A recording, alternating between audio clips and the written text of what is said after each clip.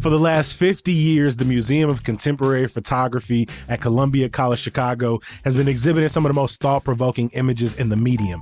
They've acquired over 18,000 objects by more than 2,000 artists. Now, you can get an inside look into how the museum built its fantastic collection with the exhibition MOCP at 50, Collecting Through the Decades. On view January 22nd through mid-May. Celebrate MOCP's 50th anniversary at the museum in the South Loop. Visit mocp.org for more information. Chicago knows how to kick off a new year, and that's with great food. That's right, Chicago Restaurant Week is back from January 23rd through February 8th. The 19th annual event produced by Choose Chicago features prefix menus. I'm talking $30 for lunch and brunch, $45 and $60 for dinner at more than 500 restaurants across the city. You can use the website to see the full list or filter by cuisine type or use the map feature. But pro tip, make your reservations as soon as possible because they go quick. Explore participating restaurants and menus at chicagorestaurantweek.com and book your tables now.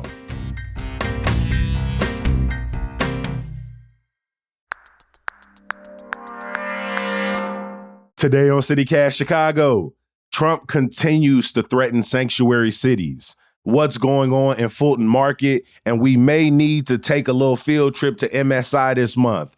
Stick around to find out why. It's Friday, January 16th. I'm Jacoby Cochran, and this is what Chicago's talking about.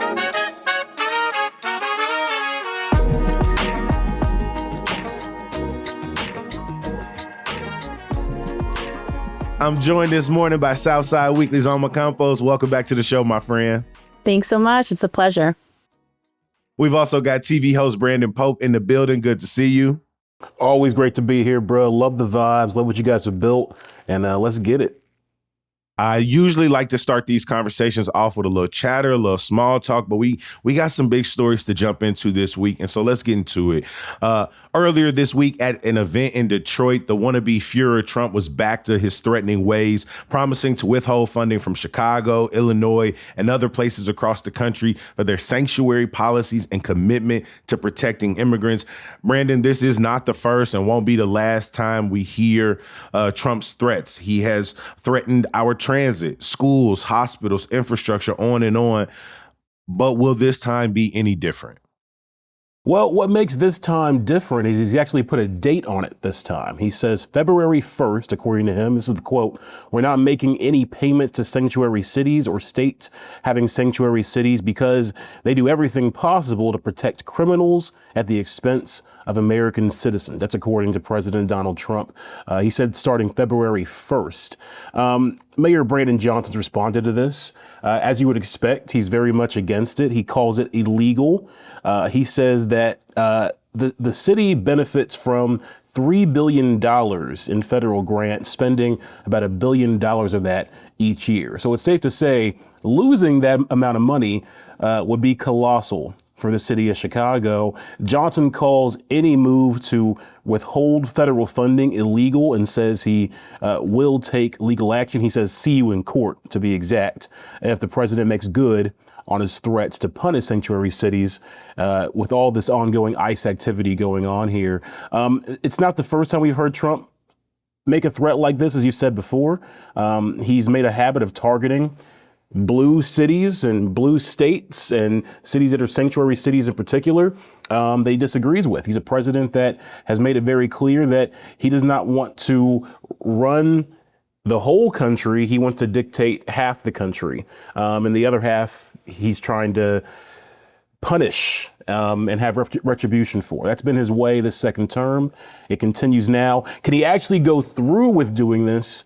That's the big question going forward. Lots of legal scholars say it's not possible. He's made threats like this before in the past. Nothing really came of it. But this time, there's a date on it, so people are paying attention. I mean, to your point of trying to govern half the country, when he directly threats transit projects in Chicago, New York City, sanctuary cities like Boston or Portland or Chicago, you could see the direct targeting. But then there are some of these larger funding cuts, some of these larger dismantlings. I think on February 1st, that's also the day that the federal work and reporting requirements grow more strict for SNAP benefit recipients. And right here in Chicago, we're preparing for potentially tens of thousands of people to lose their benefits in the coming months. But that's also impacting states and cities that voted in favor of this administration. The attacks on federal infrastructure projects, on Medicare and Medicaid, right? These are all impacting people both in his camp and outside his camp alike in many cases. Alma, what was your reaction to yet another threat from this president? If, he follows through, right, billions of dollars in funding for infrastructure, public safety, health, and education could be at risk.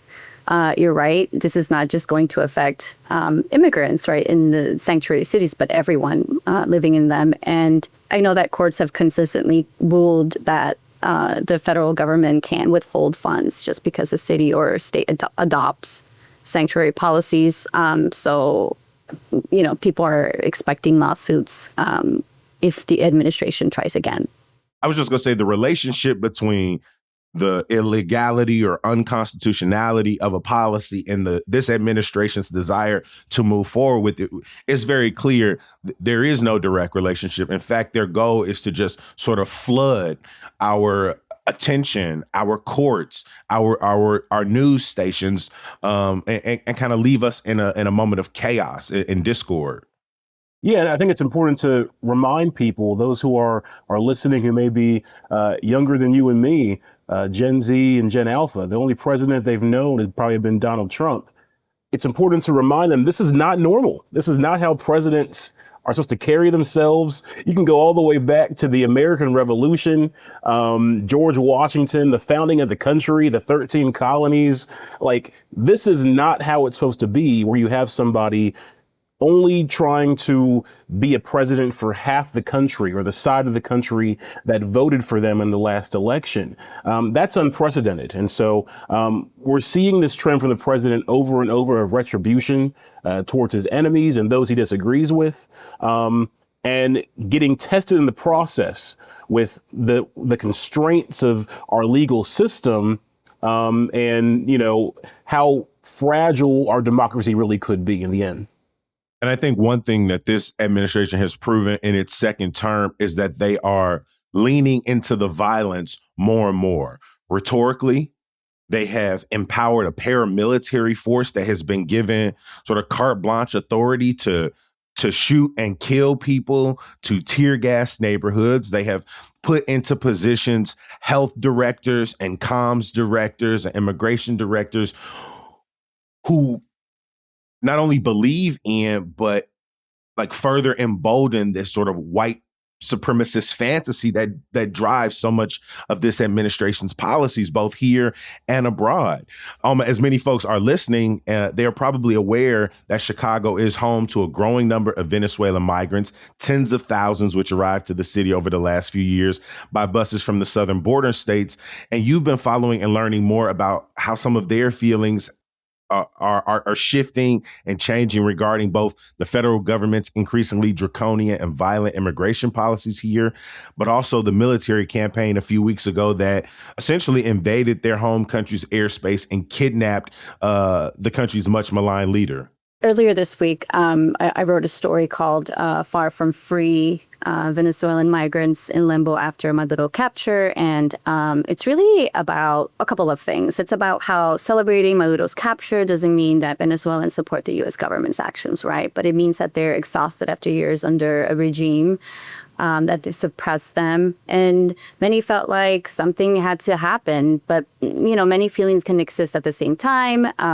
This sense of relief, but does not mean that they're agreeing with what's happening.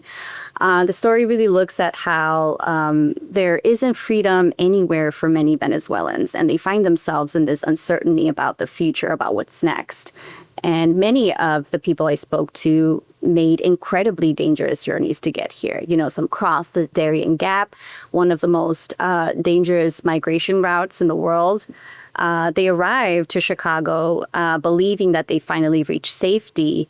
And so, many over the last years, have fled, one of the worst humanitarian crises in the Western Hemisphere, with shortages of food and medicine, political repression, violence. And many of them have told me that there are informants in every neighborhood that they live in. And so these informants know a lot about who they are, what they do, where they work, their family members, their political affiliations. And so many end up in jail for not being, pro Maduro, for example. The story of one woman I spoke to stayed with me when I wrote this story. She survived that journey, got to Chicago, and even received a work permit. But she told me she, barely leaves her house. What a contradiction, right? So what strikes me is this contradiction. On paper, she is free, but in reality, she's living in constant fear. If she wanted to, she would not be able to go back to her home with everything that's going on right now. But here, she feels like she can't even leave her home. And so she doesn't want to work outside the home. And instead, she said she cooks meals and she sells them, for pickup at her home. So this is the limbo that many Venezuelans are finding themselves in, not just in Chicago, but in, cities where they are living right now. They are really just, looking at what legal options are available. But as we have seen, with the federal administration, TPS has ended, right? Many who are applying for asylum or who have applied for asylum, are still waiting for the applications, and they don't know what's really going to happen with those asylum cases, whether they're going to be approved or not. And even if they do get approved, what does that mean? You have a work permit and a U.S. residency. That doesn't mean that, you can go ahead and go out and feel like, that freedom that I was talking about that many don't feel like they have because of the violence and the aggression from federal agents in Chicago and in other U.S. cities, where even though you have a work permit or you have that card that says U.S. resident, people can still pick you up, arrest you, and deport you back to a country where, it is very dangerous to live in. The Sunday after this news broke, I got picked up from the West Loop Library branch in an Uber, and my driver happened to be from Venezuela. She said she had been in the country for 5 years, and she told me, she was just like, today is a very complicated day for me. And she said, on the one hand, no one I know, no one in my family like this man suffered under political persecution. But on the other hand, to your point, Alma, she says, I know that, Trump is America's dictator, that these policies are repressing people, are arresting and disappearing people. And so she said, this is the most complicated day in my life. And she was like, yeah, she knows that the Trump administration doesn't give a damn about, what Venezuelans are going through, that this is about U.S. economic interests, about oil, about control in South America. When you talk to people, how do they square these broader contexts? Many of them are very aware. The woman that I spoke to, that I referenced, she sought political asylum, which is very different than TPS, which means that she was being persecuted for her political affiliations, being against Maduro. And what she said was that she's very aware that, Trump has interests in oil and other, economic reasons. And he's not really interested in, helping Venezuela, achieve, that freedom that many people are crying for, that he's not interested in that, that he has other types of interests for sure. And I also spoke to experts during this. So we have, heard Trump time and again talk about how many of migrants from Venezuela that are here in the United States are criminals. And, people who hear that, like Venezuelans that I spoke to for the story, for example, they know that it's BS. They know that, and a lot of people do that as well. And so there's like this messaging component, of we need to fix, Venezuela because there are so many criminals coming from there. And this is part of like why he's doing it. And it's a part of a reason why he's justifying his actions for taking over. When federal agents went and raided the building on South Shore, right? Federal agents were there with cameras and live video going around and telling people that the reason why they raided that place was because there were criminals living there from Venezuela. And so this has also been part of like his messaging and his justification for getting away with a lot of things that are violent and just aggressive. Yeah, when it was first announced, when it first broke that morning that Trump had gone in and captured Maduro, I remember watching TV pundits try to rationalize in real time why he would do this.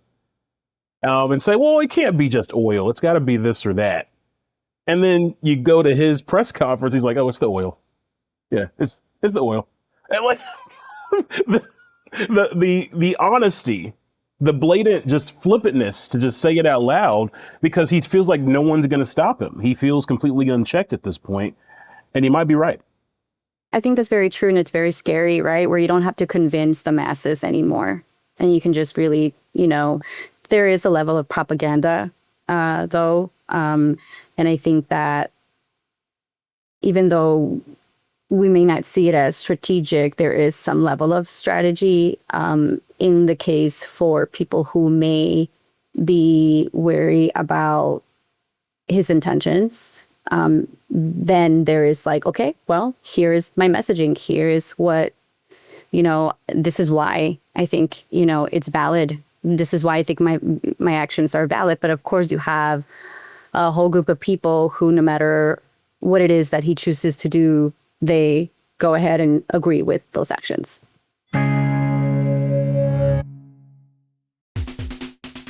It's a new year, and that means Chicago's theater scene has got shows you need to put on your calendar, starting with Eureka Day, the winner of the 2025 Tony Award for Best Revival of a Play, and it's making its Chicago premiere.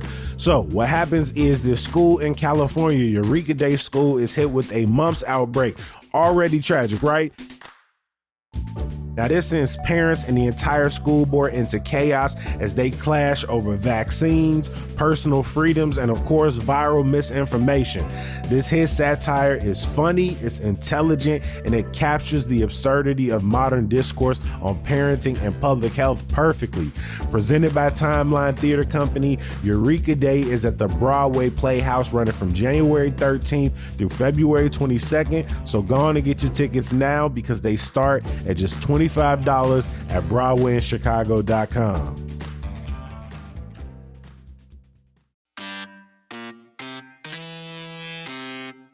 It's a new year and we've all got goals and things we want to accomplish. And if getting new windows is on your list, then Window Nation has the perfect sale for you. Right now, when you buy 4 windows, you can get 4 free. So maybe it's a good time to do your whole house. You get custom built, high quality windows and maybe save on those future heating bills. Plus, you can get them with 0 down, 0 monthly payments, and 0 interest for 2 years. Installation crews finish the job in a day or less, so don't just tough it out for the rest of the winter. Schedule a fast, free estimate now at windownation.com. Brandon, to a development story in the West Loop. A couple of weeks ago, I had reservations for Hooligans. It's this newer oyster bar inside of Timeout Market. That was inextricably canceled on me. I got this open table notification that was like, sorry. And then I went to look for a new reservation, and it was like I wasn't going to get it till they didn't have reservations till March. And I was like, what the hell is going on here? And then earlier this week, I got a better sense of what was going on at their home location. What's the latest news out of the West Loop? Yeah, man. Timeout Market is shutting down. It's closing next week. They're also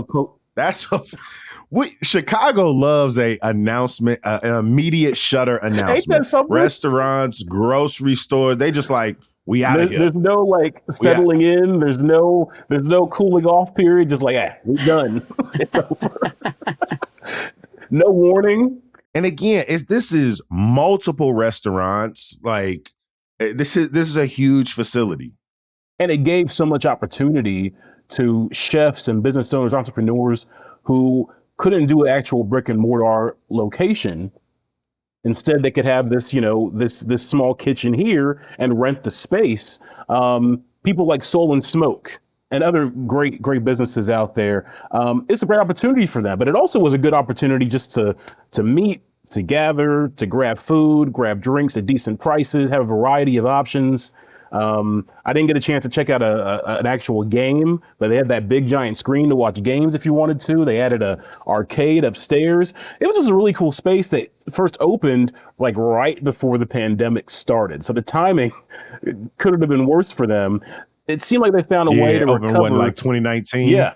And I feel like they found a way to recover afterward. But according to the CEO of Time Out, the main reason for all this was ultimately the rising costs of having the space, associated also with decreased and inconsistent foot traffic following the pandemic. A lot of that having to do with hybrid work and remote work nowadays. But that also kind of folds into another story that came out by Block Club Chicago's Melody Mercado. Really awesome story about Fulton Market rents and how chain restaurants coming in are actually changing Fulton Market, and the small retailers and indie restaurants that are known throughout Randolph Street and Fulton Market, Restaurant Row as they call it, feeling kind of squeezed out because Raising Cane's had a record-setting buy for the space that used to be Little Goat Diner, Stephanie Izzard's old location, $100 per square foot. And a decade ago, for comparison, the price average used to be like $30 to $50 per square foot. And so the small vendors and indie shops that really add character to Randolph Street and Fulton Market, it's getting a lot less of those. Now you're getting Taco Bell. You're getting Raising Cane's and their terrible chicken strips. So overrated. You're getting all these chain restaurants, and that's just like taking away some of the neighborhood charm and what makes Fulton Market one of the best neighborhoods in the entire country. What's really interesting here is we were just talking about the transformation of Fulton Market either earlier this week or late last week. And when you do like the Google Street View, this was a completely different area a couple of decades ago, right? The center of the meatpacking district. And what's interesting is, and again, I can't speak directly to this, but I also know the rise of Fulton Market and West Loop has been, difficult for the people who live in that area. And so now to see it get to a level of development where now it's like, well, the ultra chain is now pushing out some of the independent and local restaurants, and it's a fast moving development to say the least. It's not a neighborhood that is accessible to living in for most of us, and now for some it won't even be a fun place to go. Yeah, part of the joy of going to Randolph Street and Fulton Market for me has always been the food options. So many Michelin star restaurants and places to go and get a good meal. The moment I saw that Raising Cane's pop up, I cringed. And every time I see it, I cringe. Not just because I hate Raising Cane's. It just doesn't fit. It just does not fit. It's an eyesore. I don't get it. What? It's from Kentucky. What are we doing? It's not good. Now, if it was a Zaxby's, I have to show. I like to pull a lemon pepper wet.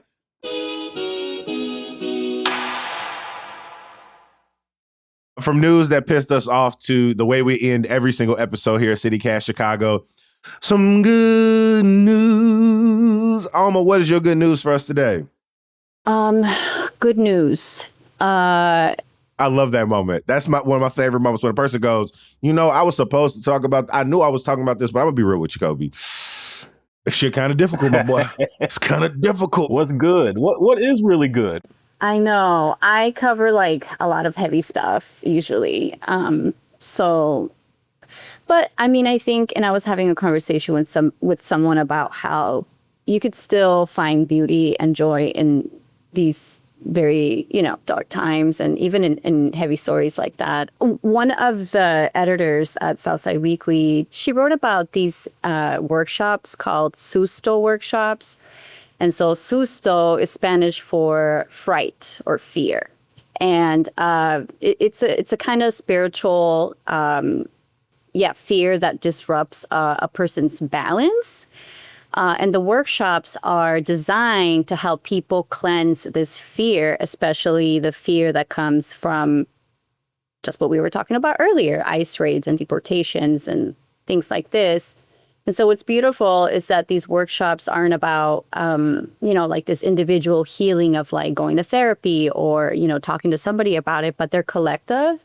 And they use ancestral practices to help people have these conversations, but more to just be in silence and be cleansed by roses and other items and products that have been used over different generations and their ancestral rituals, basically. And I thought it was really cool that there are people that are doing this, right? There are people that are coming together and finding ways to bring these practices to communities to see how they can help in their own way during these difficult times. And I thought it was really cool for her to write this piece. And I thought, wow, it's awesome that people are doing this right now. Beautiful. What was the name of the article? The article is called Healing Susto Amid ICE Violence. Her name is Jocelyn Rosales. And the story should be out today. Brandon, over to you. What is your good news today? Well, we talked about finding joy amidst all the chaos and bad news we see. Good thing the Bears are winning. Chicago Bears in the playoffs. Feels good to have a competent football team, don't it? And I will say, it's good to see Bears fans not be so negative anymore. Such negativity. I was hating on Caleb Williams. The boy is cooking, and now everybody wants to look like the man. Wiener Circle is having a Caleb Williams lookalike contest, following that trend of the Chalamet lookalike contest and recently the Jeremy Allen White lookalike contest here in Chicago. It's going to be Tuesday at 6 p.m. at the Wiener Circle. Of course. Shout out to the homie Poochie, been on the show. Famous hot dog stand on Clark Street. The winner takes home a prize package with items like a Wiener Circle gift card and merchandise. You still may get cursed out. That's always the joy. But yeah, it's a great light-skinned gathering of a bunch of Drake fans. It's going to be beautiful to see for the city of Chicago. Don't forget to paint your nails. That's hilarious. I was going to say, I wonder if there will be any differences between the like performative male lookalike contest and the Caleb Williams contest. I feel like there's a Venn diagram of people who crossing both.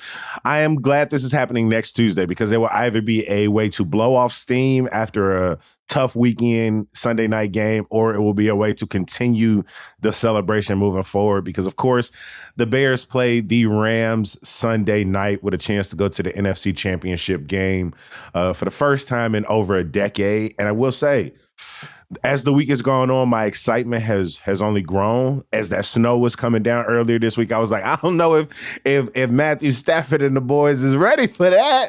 I don't know if they're ready to get outside in that kind of weather.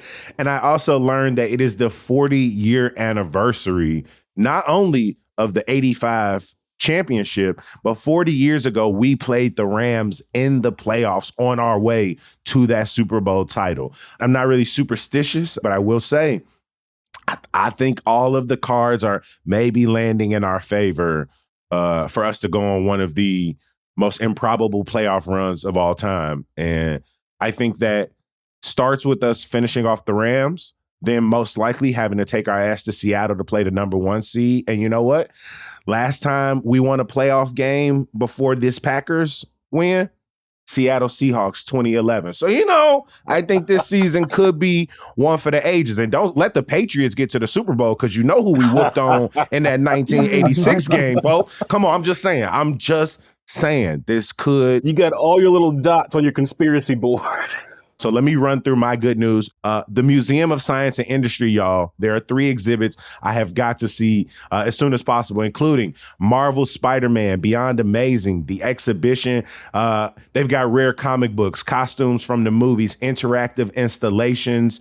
I went to their Marvel exhibit some years ago. It was fantastic. This one ends on February 8th, so you got to get in there. Plus, MSI has some free museum days coming up. You do need an extra ticket for that one, but these next 2, you only need the general admission. And that includes Crafting Character, the costumes of Paul Tazewell. Tazewell is a legendary Oscar, Emmy, and Tony Award-winning costume designer with such classics as Wicked, Hamilton, and Spielberg's West Side Story on his resume. I'm also pretty sure he's the first Black man to win an Oscar for Best Costume Design a few years ago. I'm pretty sure I was watching that ceremony live. And then last but not least, the Black Creativity Juried Art Exhibition is one of the longest continually running exhibitions of Black art and has been displayed annually at MSI since 1970. It features paintings, drawings, prints, sculpture, ceramics, photography, and work from youth artists. So please get over to the Museum of Science and Industry. I understand for many of y'all, it's away from the rest of museum campus, but go on, take your ass down to the South Side and you can go over and get some Dawn's Eatery while you at it. I want to give a huge thank you to our guest today from Southside Weekly, Alma Campos. Thank you so much for making time. Thank you. Yeah. Thank you so much for having me. We are also so happy to have TV host and NABJ president Brandon Pope in the building. We appreciate you, my friend. Always a great time, bruh. Thanks for having me. Before we get out of here, I want to give a huge thank you to every single person who makes this podcast and newsletter possible, including our executive producer, Simone Alicea, our producer, Michelle Navarro, our Hey Chicago newsletter editor, Emmy Mack, our social media manager, Rick Homuth, our roving producer, Jesse Weezer. Our music is from Sam Thousand, All the Kimonos, and Mark Greenberg from the Mayfair Workshop. Hey, and if you love what you're hearing, please head over to membership.citycast.fm and sign up to become a CityCast Chicago neighbor. You're going to get access to ad-free listening, neighbors-only events, and again, you're going to know that you helping keep this whole operation going. We are off Monday for MLK Day, but we'll talk to you bright and early on Tuesday. Peace.